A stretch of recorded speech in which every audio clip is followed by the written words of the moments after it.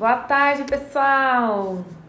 Boa tarde, sejam todos muito bem-vindos, muito bem-vindas. Estou muito feliz de estar aqui novamente com vocês. Hoje é sexta-feira, hoje é o nosso encontro clássico, né? Toda sexta. Oi, Gabi!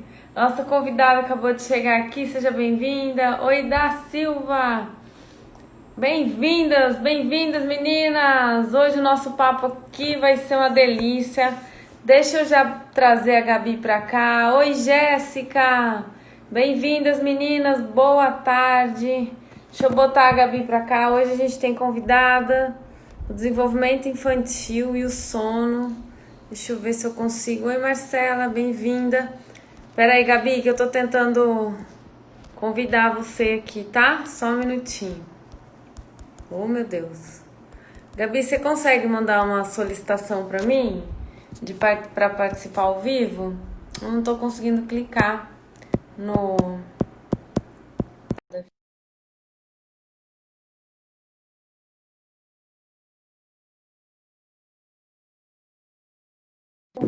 Sejam Oi. bem-vindas. Oiê! Tudo bem? Está me Boa vendo e me ouvindo bem? tarde. Boa tarde, seja Eu bem-vindo. tô. Eu tô. Você tá me ouvindo bem? Tô. Estamos te vendo e te ouvindo Deixa eu bem. abaixar aqui um pouquinho. Que bom. Bem-vinda, estou muito feliz de estar aqui com você. Obrigada por aceitar o convite. Ah, Obrigada pelo seu tempo de coração, viu? Obrigada. eu que agradeço sempre. Obrigada pelos corações. Quem está mandando, toca o dedo no coração mesmo, que assim o Insta ele vai avisando para as meninas que estão ao vivo aí, que a nossa live já começou. Obrigada, obrigada por quem está aqui. Obrigada pelos corações. Gabi, você não quer se apresentar? Você faz esse favor Claro. agora? Uhum. Sim, sim. Obrigada primeiramente por essa oportunidade. Estar com você é sempre muito delicioso, é sempre uma fonte de alegria e de aprendizado. Acho que a gente vai ter uma troca bem bacana aqui hoje. Sou formada em educação física. Desde que eu me formei, eu vim num processo de aprendizado desse universo infantil. Eu comecei atuando com natação infantil e desde então eu quis é, entender melhor como é que funcionava esse universo, eu quis capturar o maior número de informações possíveis para poder estar ensinando meus alunos, estar com essas crianças de uma forma mais completa. E aí eu fui fazendo algumas formações complementares, além da prática na natação infantil, por essa necessidade de abranger mais conhecimento, eu fiz uma formação em psicomotricidade. E essa formação foi o que abriu meus horizontes, me deu muita teoria, muito ensinamento e um olhar mais aprofundado sobre essas crianças. E depois da psicomotricidade, eu emendei, peguei um trem e fui fazendo várias formações. Eu sou uma entusiasta do universo infantil e tudo que é relacionado a esse mundo me chama a atenção e eu quero entender, eu quero aprender. E foi assim que eu cheguei até você. Muito bom. E me conta um pouquinho, onde você mora? Moro no Rio. Mora no Rio. Com o que você trabalha hoje? Como é que é o seu trabalho? Eu trabalho com a natação infantil ainda, né, que foi a minha base. E depois que eu fiz a formação em psicomotricidade, eu comecei a atuar também como psicomotricista. Na verdade, a psicomotricidade hoje, ela é a base de todo o trabalho que eu faço, seja dentro ou fora da água, com a criança. A minha atuação hoje, então, é dentro da água e fora da água. Eu faço atendimentos particulares, eu faço atendimentos em grupos também, eu trabalho com estimulação de crianças, de bebês e ensino esse público delicioso a nadar, a ter noções de sobrevivência. Que legal. E como Na é que é verdade, é um trabalho de desenvolvimento infantil.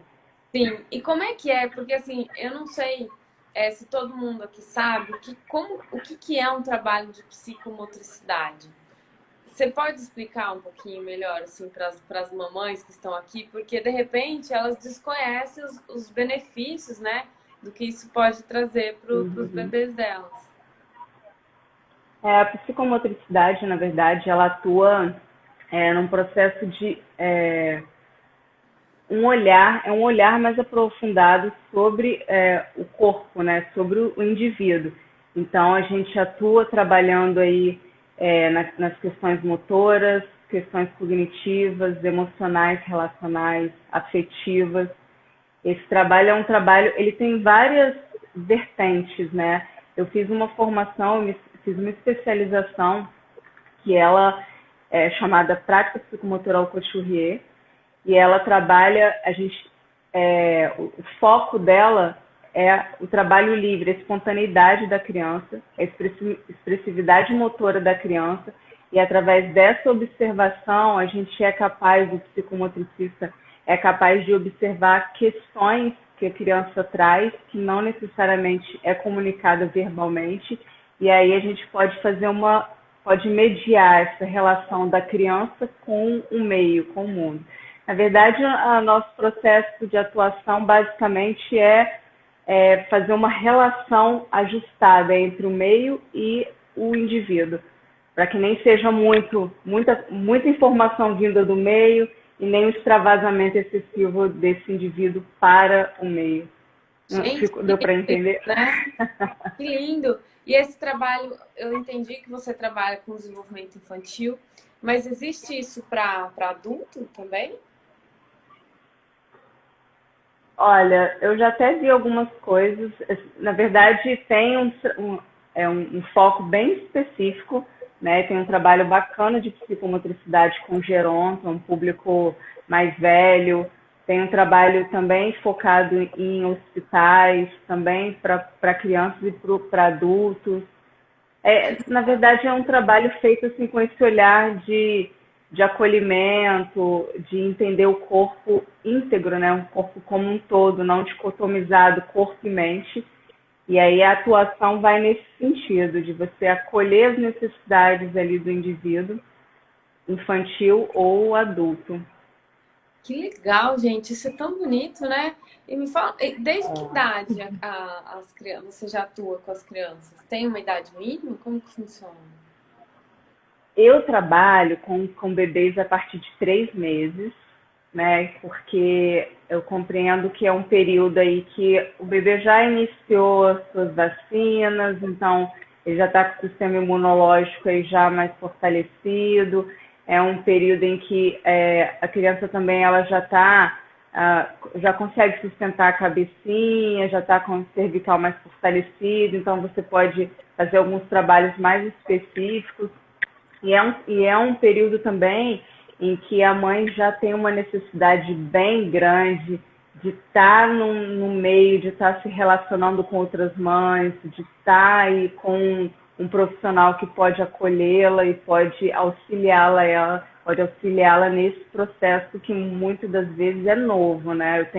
A maioria dos meus clientes, eu tenho 2 perfis de clientes. Eu tenho as mães de primeira viagem, que me procuram muito, e tem aquelas que já fizeram algum tipo de atendimento comigo, tiveram outros filhos e retornam. Muito bom, É. muito bom.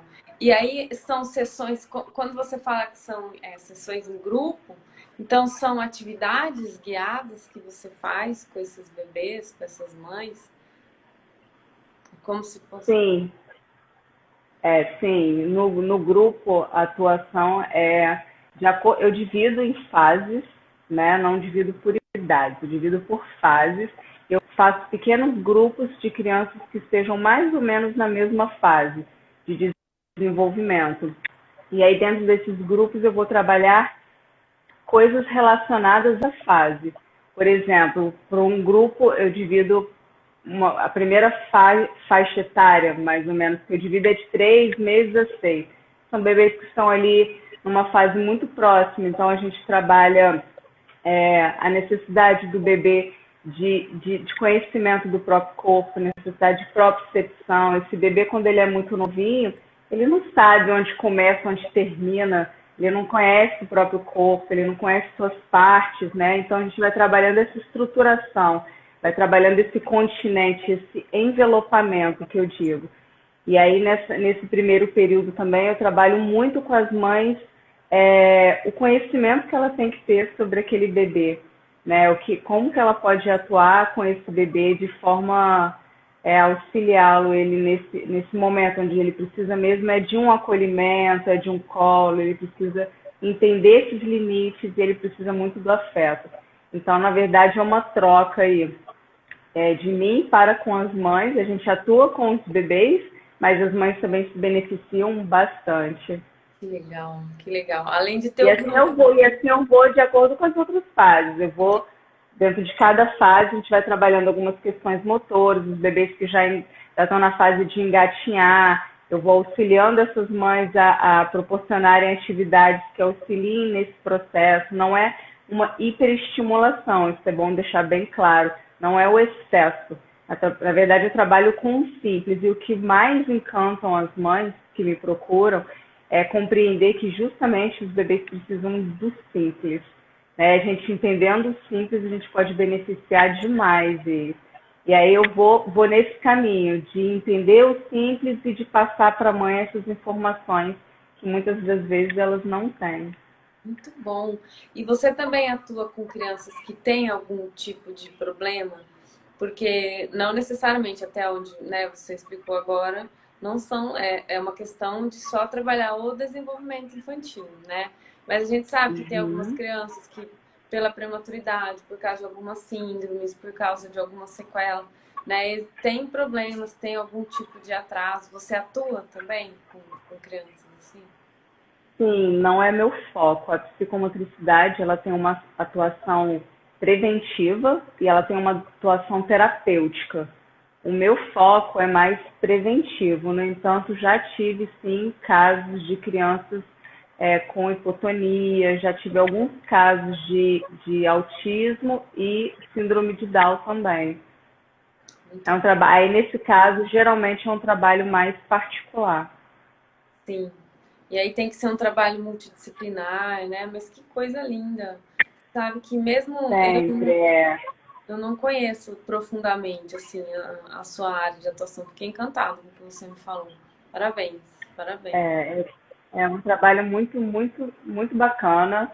Ele tem se difundido cada vez mais. Já é um trabalho, na verdade, ele não é muito recente, não, mas ele foi legalizado há pouco tempo. E é um trabalho, como você disse, multidisciplinar. Eu sempre que recebo um cliente, um aluno novo, eu entro em contato com profissionais que, porventura, já estejam trabalhando com essa criança para a gente poder ajustar e alinhar aí nossa prática.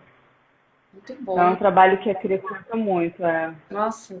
E hoje em dia parece que assim, o que você falou da hiperestimulação, eu sinto demais, assim, quando. Até na minha casa mesmo. Porque hoje a gente compra muito brinquedo para as crianças, né? Desde bebês, os bebês têm uma quantidade ignorante, absurda de brinquedos, brinquedos muitas vezes inadequados para aquela faixa etária, né? Cheio de cores, cheio de luzes, cheio de textura. Mesmo que sejam brinquedos seguros, de marcas validadas, tal, muitas vezes, né, eu já peguei há pouquíssimo tempo, eu peguei um bebê de 4 meses que o problema dele eram os estímulos que ele recebia por causa dos brinquedos. Ele ficava tão irritado que isso atrapalhava as mamadas e o sono dele. Você acredita? E aí a mãe, né, conversando com a mãe falou, nossa, porque ele fica 2 minutos ali e ele vai se irritando com aquele brinquedo. Eu falei, gente, a gente é tão americanizado nesse sentido, né, de achar que a gente tem que ficar estimulando a criança com fatores, vamos dizer, externos, com brinquedo, com a cor, não é? Põe a criança para assistir Exato. Baby Einstein na TV.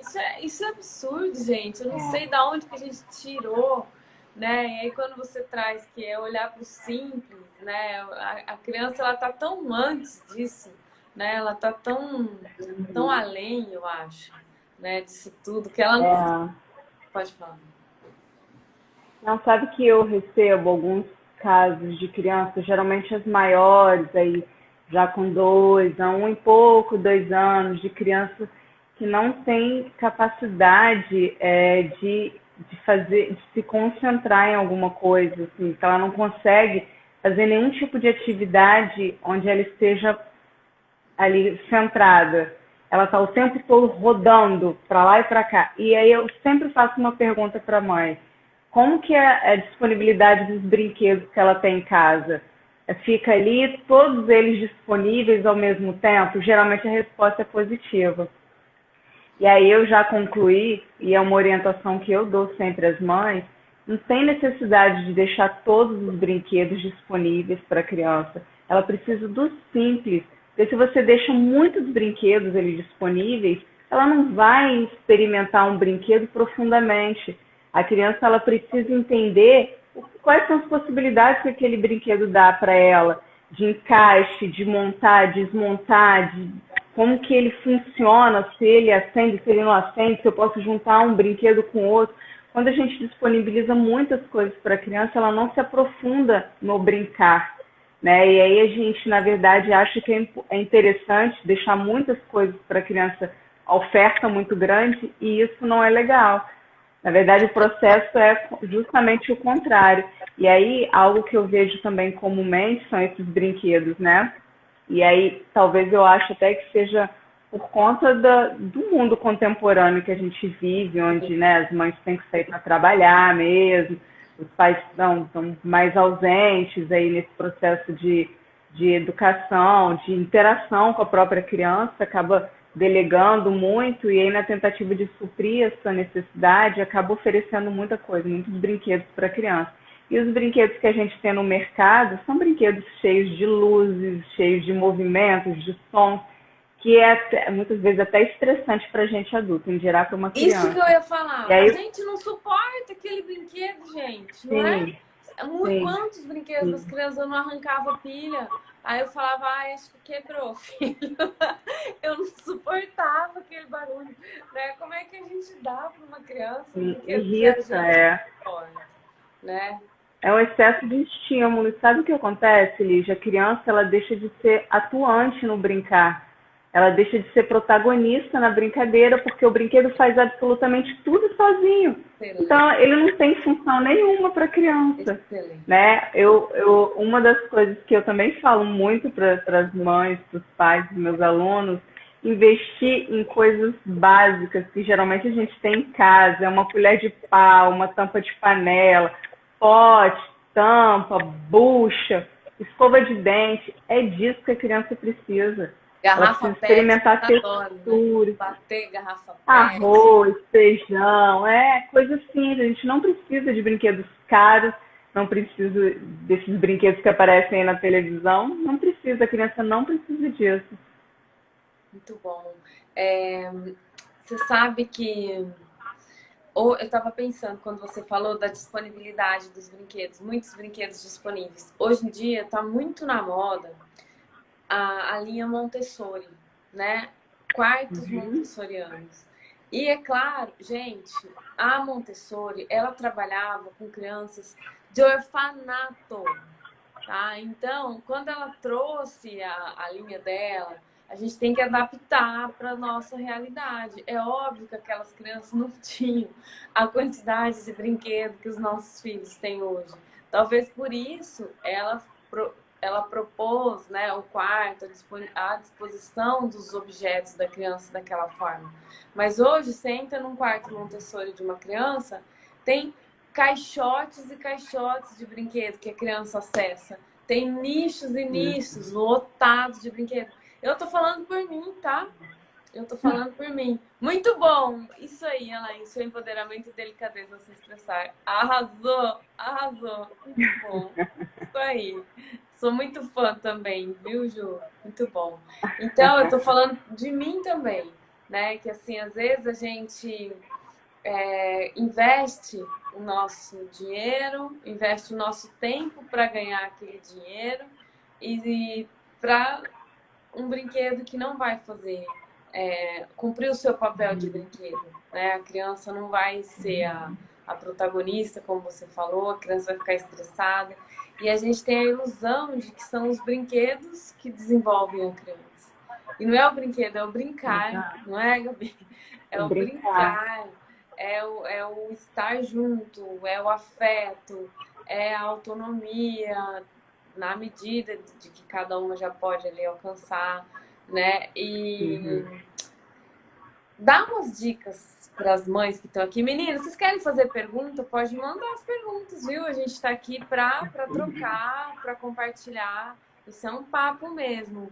Ah lá, vamos ver. Estamos perdidos em um mundo cheio de muito, onde achamos que tudo tem que ser muito, caso contrário, não serve. É o esquecimento do ser em favor do ter. Exatamente. Dar brinquedo é mais fácil que dar tempo. Fechou, né? Podemos lacrar, passar a régua. É, É isso mesmo. sabe que a gente tem uma fonte de brincadeira, que todo mundo tem, só que a gente às vezes não se apropria dela, que é o nosso próprio corpo. Se você, eu acho, acredito que muitos pais nunca fizeram essa experiência de passar, sei lá, uma hora, meia horinha que seja, só ele e a criança brincando com o próprio corpo. Sem nada. Você vai ser tão enriquecedor isso, você observar a criança brincando, possibilidade de experimentar posições diferentes, formas diferentes de estar no espaço, em cima, embaixo de coisas.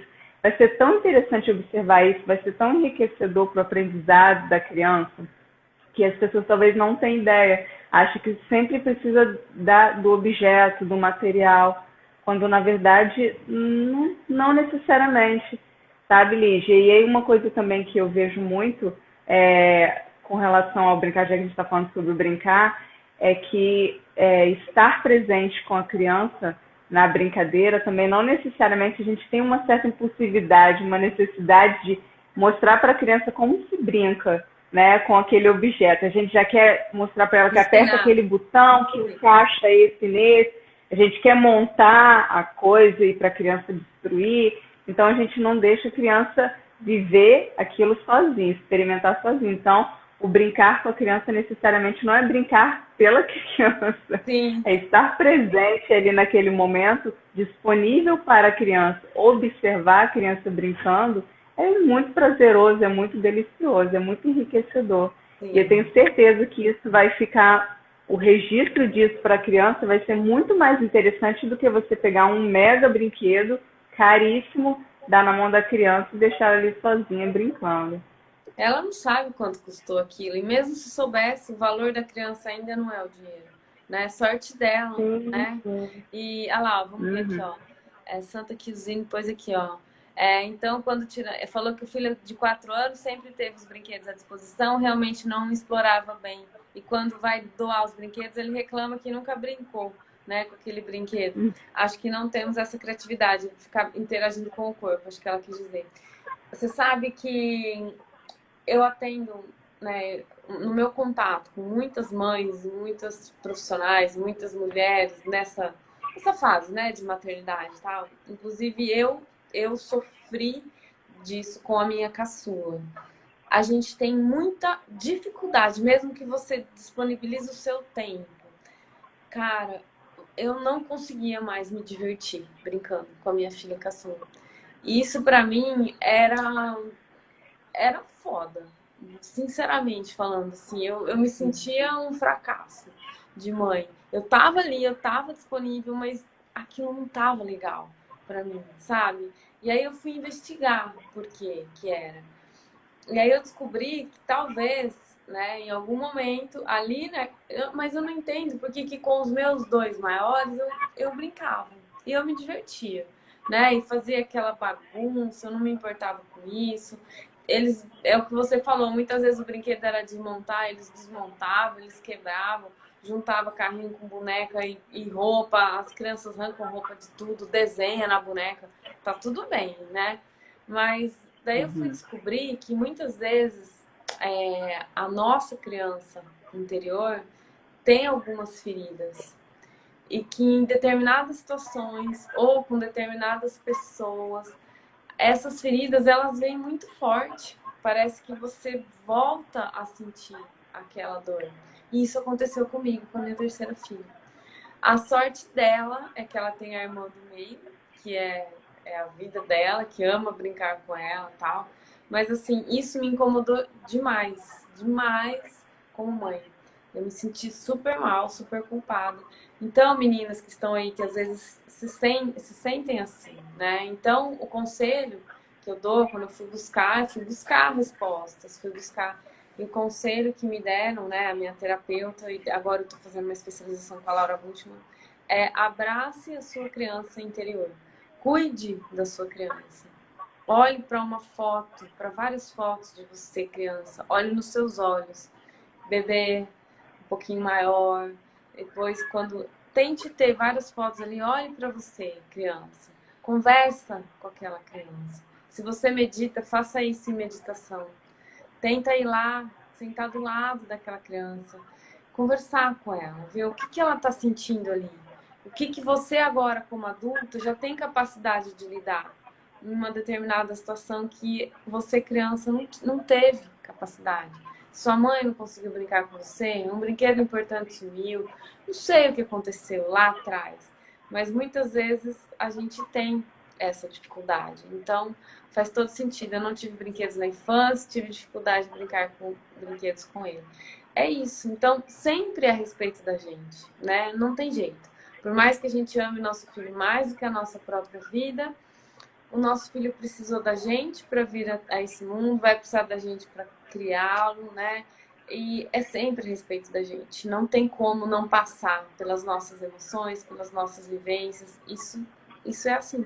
Então, quando a gente se esquece, né? Quando a gente se descuida na maternidade, o nosso filho acaba perdendo também, né? Então, a gente tem que buscar esse tipo de resposta. E quando você traz, Gabi, que é isso que me encanta no seu trabalho, porque as mães estão ali com os seus bebês, de corpo, né? Então a mãe está com o corpo dela ali, dedicando, não é o tempo, é o corpo dela para o bebê.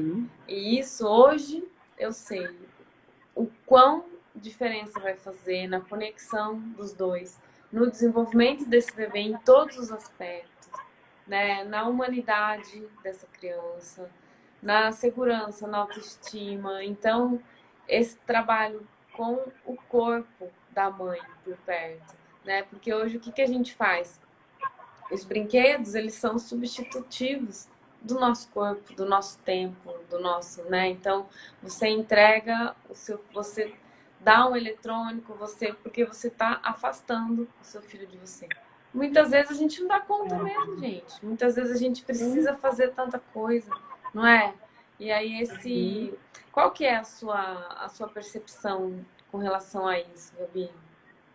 Eu acho que a gente tem que realmente ter que. Você tocou num ponto aí bem profundo, né? Eu acho que a gente tem que ter mesmo um pouco de cuidado, porque para não gerar frustração, né, nas mães, porque essa questão do corpo, né, ela perpassa por muitas coisas, né? Às vezes aí essa mãe não consegue brincar com a criança por questões mal resolvidas mesmo no passado, como você disse, das quais ela às vezes nem conhece, né? Tudo, absolutamente tudo que a gente vivencia, principalmente na nossa primeira infância, né? Nosso cérebro é muito plástico, nosso corpo é uma esponja. Então, tudo que a gente vivencia fica engramado no nosso corpo. E isso, de alguma forma, vai aparecer positivamente ou negativamente quando nós nos tornamos pessoas adultas, né? Ao longo da nossa vida isso vai aparecer. Então, essas questões corporais pode ser sim que tem alguma ligação com o nosso passado. E aí é bacana você procurar um profissional que te ajude a identificar isso e a lidar de forma amorosa com isso, né? Porque a gente precisa mesmo abraçar a nossa criança. Primeiro a gente precisa identificá-la, né? Porque às vezes ela fica perdida, ela se perde. E isso é um grande questionamento que, inclusive, eu faço demais. Por que a gente perde a nossa criança ao longo da vida? Né? Porque a gente se torna adultos tão emburrecidos, né? Tão de mal com a vida. Em que momento a gente perde essa criança, né? Que nos favorece o prazer, a liberdade de ser, de existir. E aí, quando a gente perde essa criança, muitas das vezes a gente não sabe lidar com as nossas crianças. Né? Então é importante a gente identificar isso e procurar ajuda. para entender como lidar com isso. E aí um outro ponto também importante é que muitas das vezes a gente não se disponibiliza a vivenciar o nosso próprio corpo, né? A gente nós não nos damos o direito de brincar, né? Independente das questões que ficaram para trás, a gente não tem essa disponibilidade de sentar e brincar. Pode ser ou por motivos de cansaço, às vezes, né? Se tem um dia corrido, trabalhou em casa ou fora, chega em casa cansado e tal. Ou pode ser mesmo porque você não está afim, né, de brincar. E quando a gente não se dá o direito de experimentar esse corpo numa situação não habitual, porque o brincar para o adulto vira algo não habitual, né? Para a criança é natural, para o adulto é um evento. E aí quando a gente não está mais acostumada a essa eventualidade, a gente acaba que perde o tato, né? Não sabe muito bem como fazer, ou a gente também acaba criando várias crenças em que o adulto não pode fazer isso, não pode fazer aquilo, e aí a gente não disponibiliza esse nosso corpo para brincadeira. Então é importante, assim, se você não tem necessariamente nenhuma questão, né, identificada aí, que você experimente esse corpo, e a criança está ali para isso. Ela certamente ela vai se apaixonar por esse momento e isso vai ficar gravado para ela para sempre. Então, tenta se disponibilizar um pouco ali, fica ali 10 minutinhos que seja ali com aquela criança, só vivenciando aquele momento com ela. E se é muito difícil para você fazer isso, brincar, observa. O observar já é muita coisa para a criança estar ali, mas sem celular, sabe, Lígia? Sem televisão, sem outras interferências externas. Tenta estar ali presente com a criança, só observando.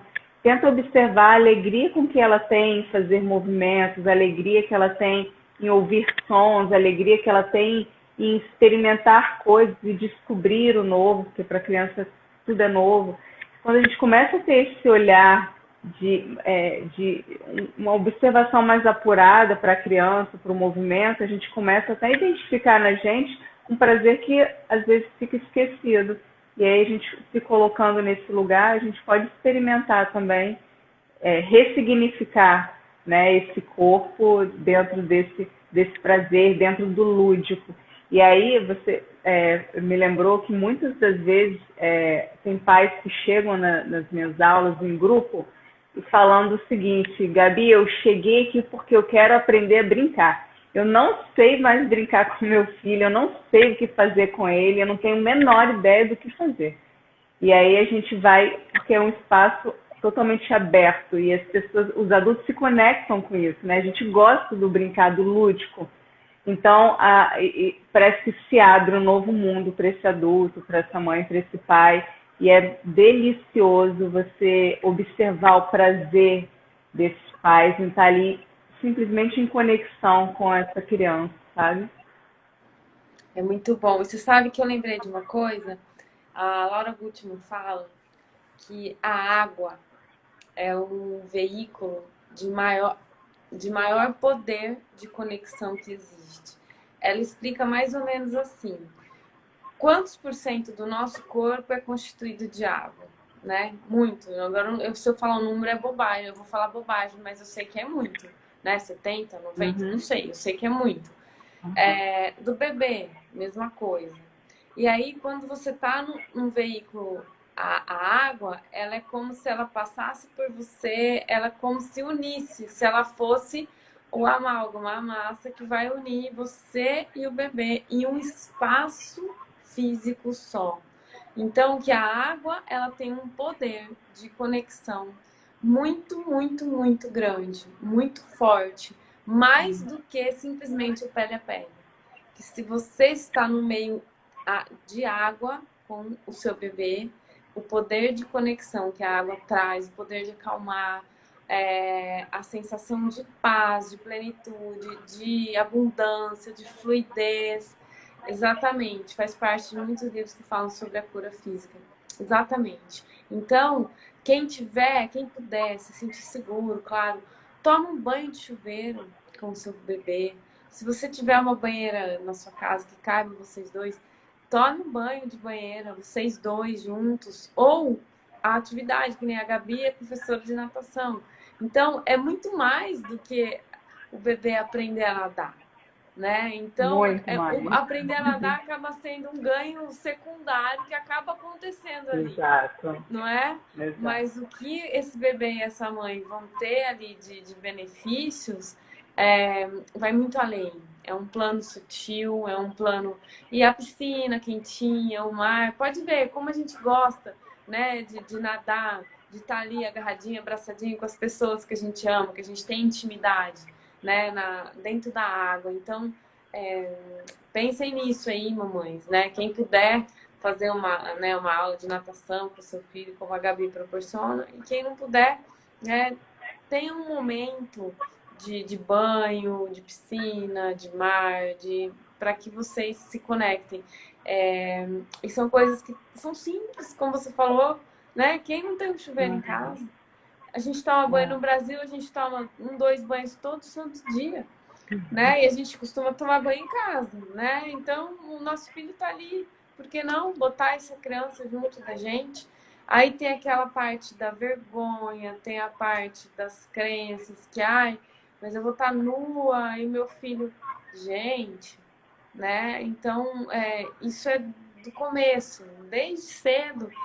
O seu filho vai aprender que o corpo é natural, né? Que a intimidade de vocês é natural. Então, o nu, ele não vai causar estranhamento, né? Claro que precisa haver um respeito ali com os limites, porque tem criança que é envergonhada, né? Eu tinha uma sobrinha que era super envergonhada, e tá tudo bem, né? Não tem certo, não tem errado.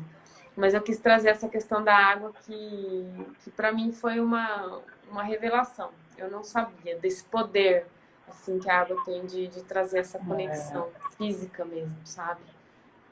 Quanto tempo a gente fica ali na vida, a vida intrauterina, né? Fica ali 6, 7, 8, 9 meses ali imerso no meio líquido, né? Então, essa conexão com a água também, remete muito a essa experiência. E o líquido era a mãe, né? O líquido e o útero era a representação materna ali, né? Naquele momento. Verdade, verdade. Muito lindo. E me fala uma coisa que a gente não pode deixar de falar disso aqui, né? No meu perfil. Sono. Me conta, como é que você, na sua prática, na sua experiência com o seu trabalho, como é que o sono interfere? Como é que você vê o sono interferindo aí no desenvolvimento dessas crianças, positivamente, negativamente? Como é que é o seu olhar para isso? Me conta. Eu aprendi muito, sabe, Lígia? Assim, não era um assunto do qual eu dominava, mas com a minha prática diária, eu fui percebendo muitas questões aparecendo por conta do sono, né? As mães chegavam até mim, eu via na conversa, na roda ali, na conversa, no bate-papo entre elas, eu via muitos questionamentos sobre o sono.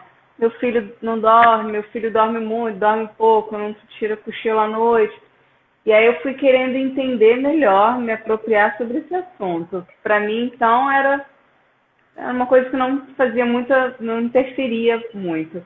E aí quando justamente eu achei você, né, porque eu comecei a pesquisar sobre o sono, até achei o seu curso, me identifiquei de cara com você, porque eu percebi ali que era algo que eu buscava, porque era um curso que trazia um olhar de acolhimento para a mãe.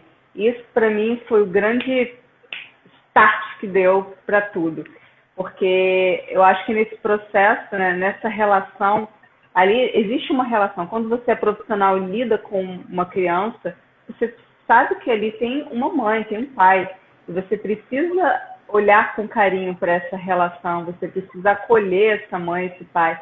E isso acho que foi uma das coisas que eu mais aprendi, né, estudando o sono, a compreender essa mãe. Eu não fazia ideia da quantidade de mães que sofriam com ausência de sono por conta, né, de um processo de amadurecimento ainda do sono desse bebê, o processo de não compreensão ainda de como as coisas acontecem, não saber lidar com isso. E que isso realmente é algo muito forte. Eu não tinha ideia disso e eu fui entender isso depois que eu fiz o curso. Então, acho que uma primeira coisa que agregou demais ao meu trabalho foi acolher essa mãe quando ela chega para mim exausta porque não dormiu e ali ela está na aula, né? Ela está participando ali da aula comigo e eu tô vendo que ela está esgotada, que ela está acabada. E aí a gente acaba se colocando num lugar de, obviamente, não criticar. Pelo contrário, de entender o que está acontecendo ali com essa mãe, para que ela esteja, porque ela está tão cansada, o que está acontecendo nessa relação dos dois ali que está deixando ela tão exausta. Então, isso foi algo que agregou muito a mim, ter esse olhar diferenciado para a mãe e entender também a importância que o sono tem nesse processo de desenvolvimento infantil, que é a base do meu trabalho. Eu trabalho com desenvolvimento infantil. Hoje eu entendo que o sono ele é um dos fatores primordiais para que a criança se desenvolva bem.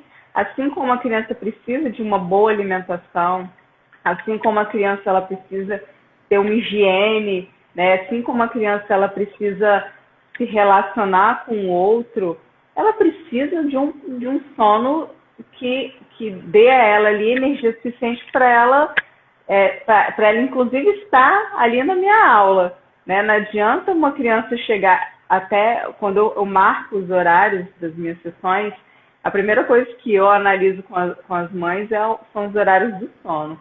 Porque não adianta eu entrar com estímulo com a criança se está na hora dela dormir, entendeu?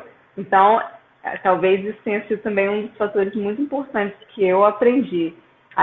E aí, com tudo isso, hoje eu consigo orientar, eu não trabalho como consultora de sono, apesar de ter feito a consultoria de sono com você, ter feito o curso, a formação, porque hoje a minha demanda, como é muito prática, né, eu preciso estar presencial, eu não consigo dar toda a atenção que é necessária numa consultoria de sono.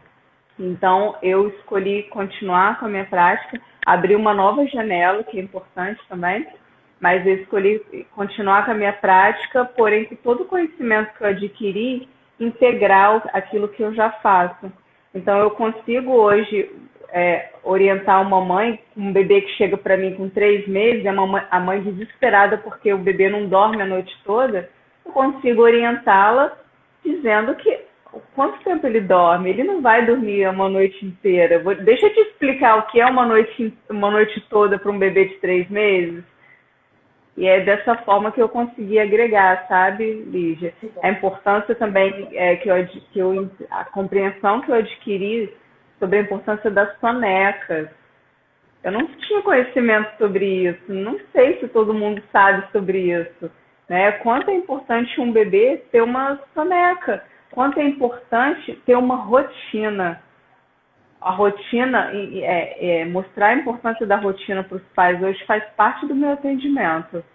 Né? E aí, a minha atuação entra nessa rotina. Onde é que a aula de natação vai entrar nessa rotina? Onde é que a aula de psicomotricidade vai entrar nessa rotina do bebê? Excelente, excelente. Eu tenho assim, um sonho, né? Que todos os profissionais que atuam com crianças pequenas, porque esse é uma fresta que a gente tem, é uma falha que a gente tem na formação acadêmica, na formação tradicional, os profissionais da saúde como um todo, e eu me incluo nisso, eu sou uma profissional da saúde, eu sou cirurgiã dentista, a gente não aprende sobre sono.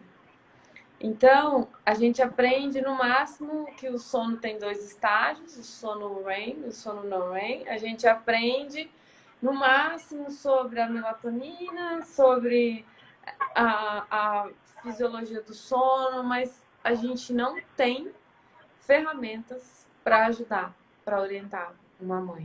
E quando essa mãe chega já na profissional consultora de sono, a minha escola forma profissionais ou da saúde, 70% hoje, Gabi, são como você.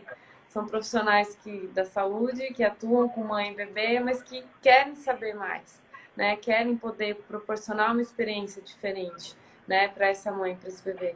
Quando elas chegam já na consultoria de sono, elas já estão com um problema instalado, né? Elas já vêm de um tempo de sofrimento, elas já vêm de um tempo de desespero, já existem, muitas vezes ali, já existem estragos feitos no relacionamento, na carreira dessa mulher, na vida dela como um todo, né? Então, todos os profissionais que atuam com crianças pequenas, né? Esse é meu sonho, esse é meu propósito, soubessem olhar para essa mãe com toda delicadeza, com toda sensibilidade, também com informações de qualidade para ajudar essa mãe no caminhar dela e não trazer fórmulas mágicas, não, né, vir com história para boi dormir, não, é andar, caminhar junto com essa mãe, olhar para essa mãe como uma mulher cansada, uma mulher que precisa de ajuda, uma mulher que precisa de orientação,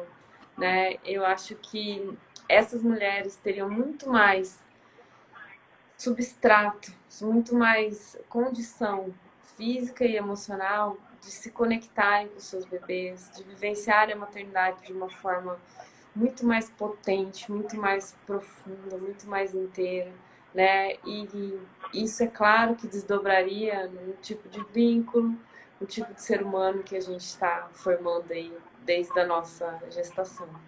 Então, eu tenho muito orgulho de profissionais como você, que atuam aí com os bebês pequenininhos, que têm esse olhar. Obrigada, viu, por ser uma multiplicadora aí do nosso trabalho nesse universo materno-infantil. Meninas, alguém mais quer aproveitar essa lindeza da Gabi aqui, que o nosso tempo está acabando. Eu ficaria dias aqui conversando com você, é tão bom. E a Gabi, ela dá uma paz, você olha para ela, além dela ser linda, ela fala, ela tem um tom de voz bonito, e ela fala com uma calma. Eu ficaria aqui dias conversando. Gabi, você quer se despedir? Faz o seu jabá, faz a sua propaganda. Eu adorei demais, demais, demais. Muita gratidão pelo seu tempo, pela sua lindeza, por essa riqueza de partilha que você trouxe aqui pra gente, viu? Tá, imagina, eu que agradeço. Antes de me despedir, eu queria só compartilhar um dado que eu trouxe, que eu acho importante, né? Acho que a gente está falando de desenvolvimento infantil de sono. A Academia Americana de Medicina, eu até anotei aqui, tá? Para não perder nada. Boa. A Academia Americana de Medicina do Sono, ela publicou um artigo em 2016 que foi baseado em análise, em pesquisa de mais de 860 artigos científicos relacionados a esse assunto, e ela chegou à conclusão de que dormir o tempo adequado de sono, né, de acordo com a fase, né, de cada indivíduo, ela auxilia, ela melhora na atenção, na memória do ser, no comportamento, ela auxilia no aprendizado e no controle emocional. Então, assim, o sono ele está diretamente ligado ao nosso desenvolvimento, né, enquanto ser, enquanto indivíduo. Então, é muito importante a gente começar a valorizar isso, começar a dar importância de fato que o sono tem, né, já aí na infância e também na fase adulta, Sim, né, Lígia? muito bom. Porque hoje o que as mães escutavam era assim mesmo, é normal, não é? Os pediatras, principalmente, eles falam assim, não, ó, sono de bebê é assim mesmo, é normal. As nossas Vai mães passar, vai passar. vai passar, você vai ter saudade, você vai ver. Ou se não, fala assim, deixa chorar em uns 3 dias que esse bebê aprende a dormir.